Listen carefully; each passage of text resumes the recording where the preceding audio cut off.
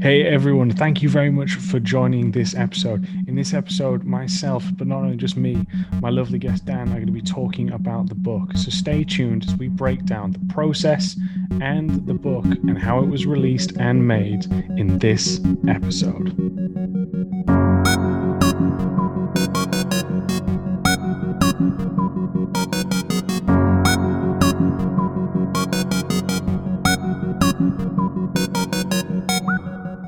Hey everyone, I hope you're well, playing and on making the games that you all love. You're joining me, your host, Max Pez, but not just me.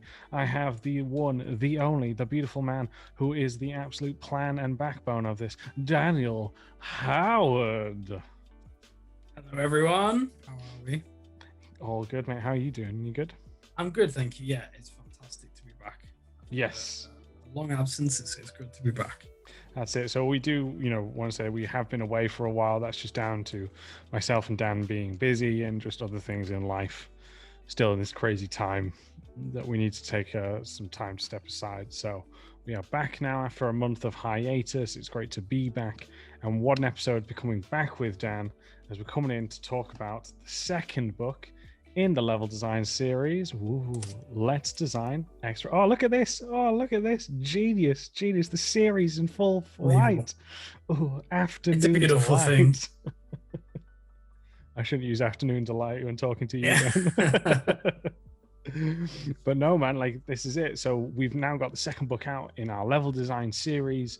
I'm going to be talking a bit about this kind of, myself and Dan, what we did, how we streamlined the process, as well as kind of getting new people on board to try and help us due to other people who worked in the original book, again, just not having enough time to join us. So let's kind of talk about what the book's about then, Dan. So Dan held up the first book in our level design series, which is all focusing on that of combat. But this one, we we kind of wanted to focus more on exploration, traversal kind of elements on that to help guide the players they move through the levels, and as they kind of, as we say, go through and help encourage exploration, these kind of things for it. So this was definitely a different topic for us, Dan. I was wondering, like, what do you think some of the biggest challenges we faced when making this book, mate?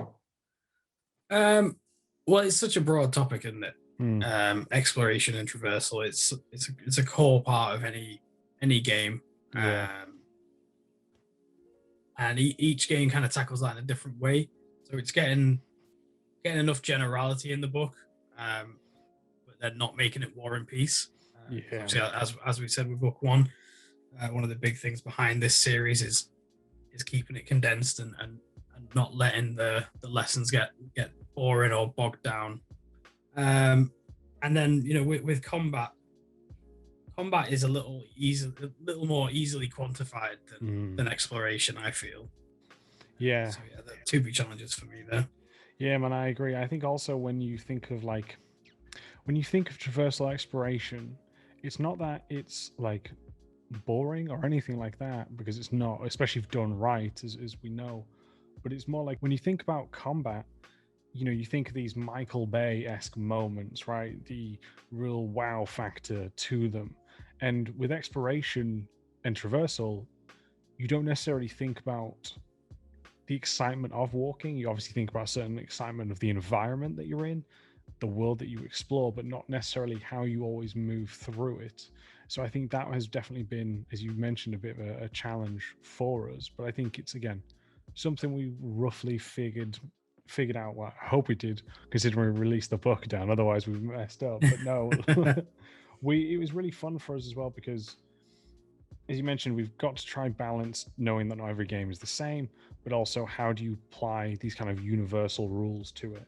I think we did that a lot, like really focusing on guidance, as well as like how to spruce up a corridor, like how it is that you can break it down, different types of movements, views, storytelling, all of these to help like spruce that up. So I think that was one thing we definitely nailed down, mate. And yeah, I think also one of the challenges probably for you is always with this series of books, as you said, is like we don't necessarily get, due to the way that we write these books, everyone, is it's very much to the point. We don't want to overwhelm anyone or anything like that.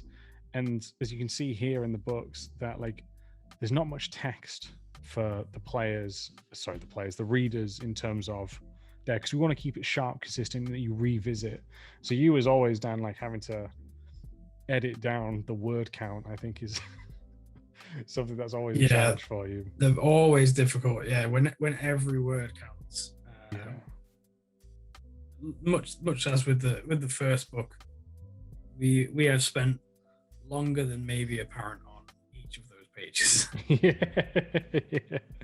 It's so true, mate, because it's interesting because we spoke about how this wasn't a huge criticism, but we had heard it a couple of times that people wanted more of a theoretical breakdown to help to go along with the points. And we went back and forth. Is this something we want to pursue, or do we keep to our kind of core pillar stone of the series just being a pick up and read? It's not about theory. It's actually through practice, proven, installations that we've got this. And we decided to not go with the theory. And it goes down to the point that me and Dan discussed, that it's not that theory is bad. It's not that it shouldn't be talked about. It's just when you see all these other books which are that thick, and theory doesn't always work when you actually put it in. But what me and Dan have gone through is actually taking points that have been tested, proven. And again, not in every game that it'll work, but it is great to have to use and to test in your games.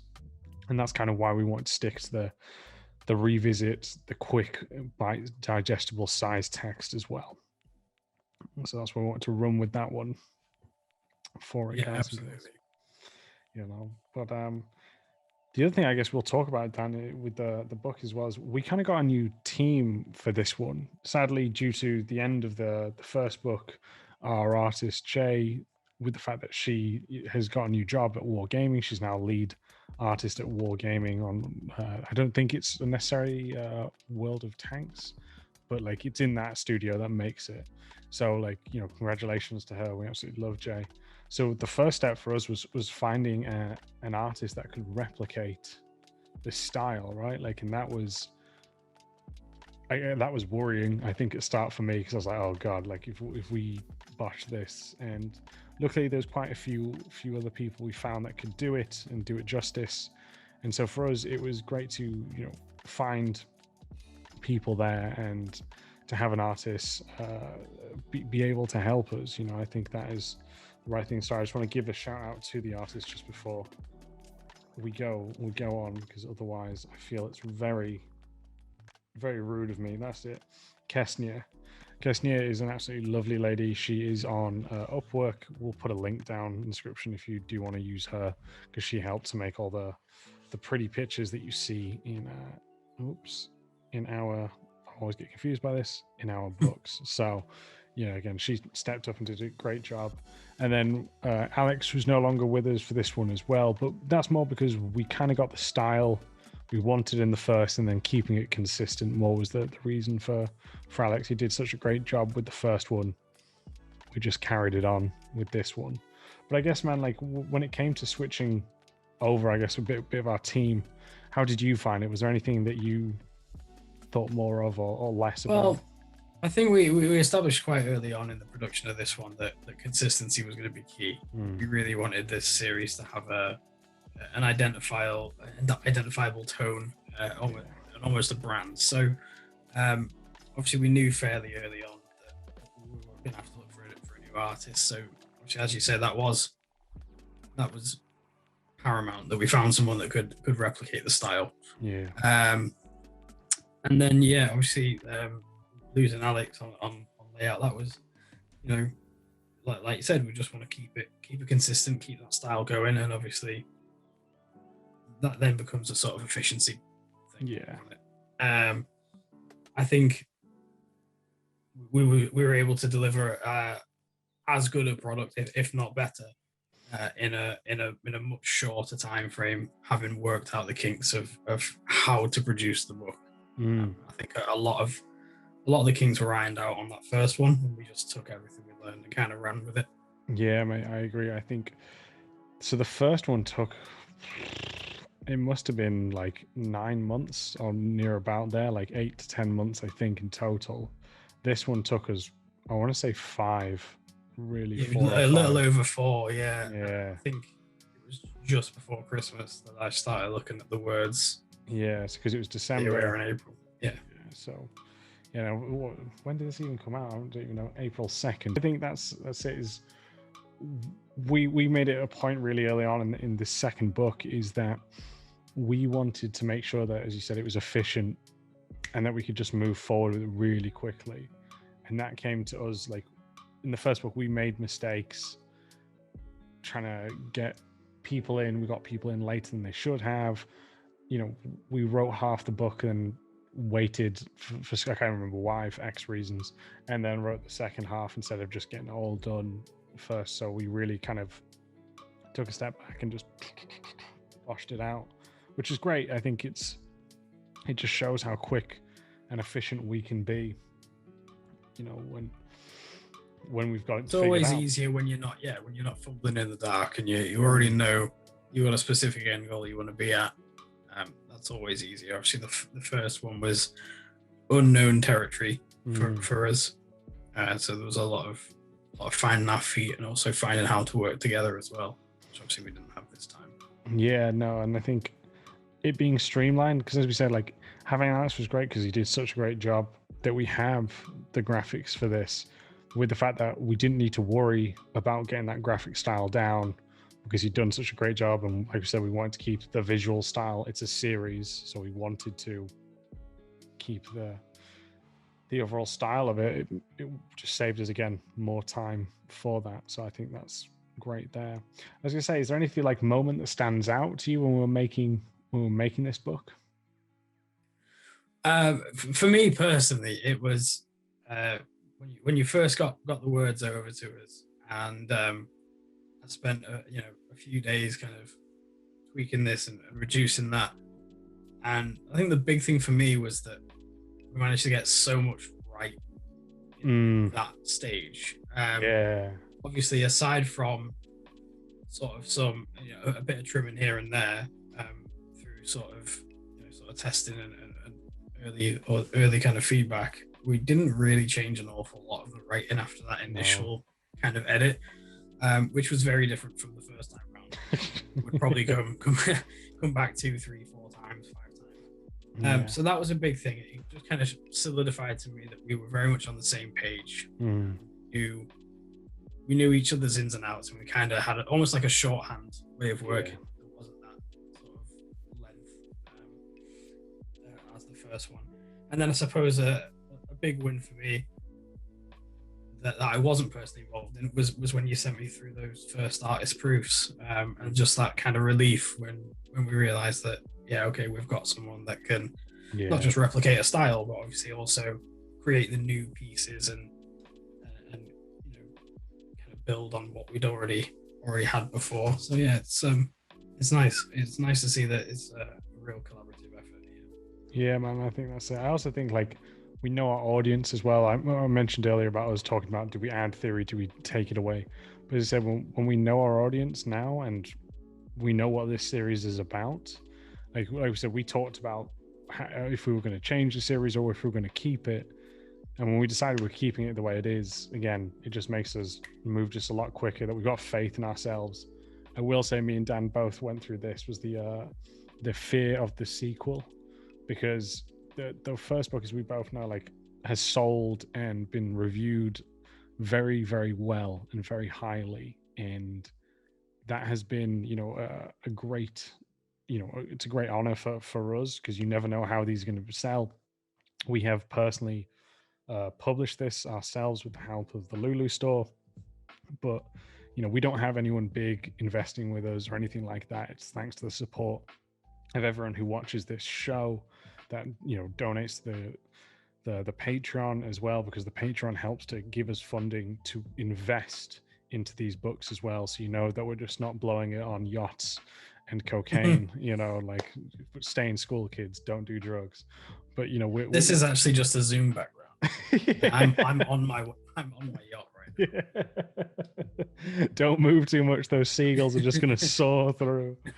So no, like that's it. And we're grateful that we've got the support from all these people to come out, and people that allowed us to come on and be interviewed to promote the book as well was grateful. So like it's absolute just gratitude and grateful to everyone who again has gone out. As we know, we won't talk too much about finance, but the second book has made a profit now, which again only inspires me and Dan to kind of go, oh, like we can make a third now. We can kind of, I don't want to say wrap up the series, but definitely conclude the first section of the series and decide where we go with that, because me and Dan have always aimed for 3 books.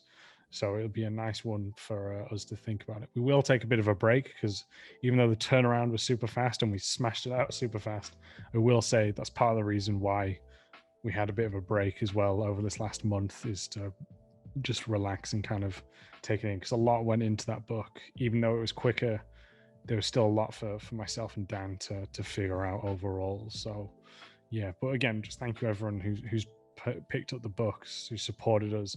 For those of you who are interested in picking up the books in both, there will be links down in the description box below where you can find a link to the physical books and the ebooks as well, so you can go check them out there. So just appreciate you again for doing that. I guess, Dan, is there anything like you wanna mention or talk about any more about the books, champ? I mean, we've kind of said everything I was going to say. Just that it was a real fun experience to kind of come back and do a follow up. That was always something we'd hoped for and planned for, but obviously, you never know for certain until the first thing's received, and obviously, it's nice to have that kind of validation, I guess, from the audience to say, actually, no, yeah, this is good, and let's get another one. And so yeah, it was really nice to come back. It was really nice to kind of really dive in, and yeah, I think we did kind of hit it quite hard, and that's kind of why we got through as fast as we did. Also, along with also the kind of increased efficiency of knowing what we're doing. Yeah. But no, it was really nice. But yeah, it was great to have a bit of a break as well. Yeah, for sure. So me and Dan don't necessarily know what the third is about. Like I said, it won't be probably till the end of the year or early next year is when me and Dan will actually start talking about it. Because again, we're just going to give it a bit of a break and just see how again sales and still stuff go there. But I mean, I'm trying to think because I don't think we've thought of any topic for the third one. Like possibly stealth was one of the suggestions. Another one was like narrative in games, sorry, in level design of games. So like they're kind of where we are. Maybe if you want to know or you have a suggestion, just leave it in the comments down below. That might help us try tune it into something else. So for that one. But yeah, we just want to say thank you so much again, everyone. We'll put up the book so you can see Dan's got book 1, I got book 2. So we'll be sharing these beautifuls down in the link below. So if you want to go grab them, we really do appreciate you, each and every one. And thank you very much, Dan, for being on here as always, brother. And Yeah, good to thanks be for having us on. It is good to be back. It's good to be see your beautiful face. That's it. Still well over a year since we've seen each other. So no, but again, thank you everyone. If you do want to reach Dan and have any questions about that of like proofreading as well as editing a book, Dan's the man to ask. How can they contact you? I'm on Twitter at Dowd24 and I'm up on Fiverr now as well. Fantastic. Brilliant. So if you do want him, we'll put again all of that will be in the description down below. You got ideas, you want someone to check it out, like I said, go with Dan. He's the man. Myself, if you do want to reach out to me, maybe suggestions for a third book, you can do so again on Twitter, which is @MaxPez. If you do want to maybe email it through instead, then you can contact us, leveldesignlobby@gmail.com. And if you do want to support the show, that helps us invest into making such things as books and other elements to help improve the education of level design, then please head over to patreon.com/level design because we really appreciate it. So take care, everyone, and we'll catch you all next time.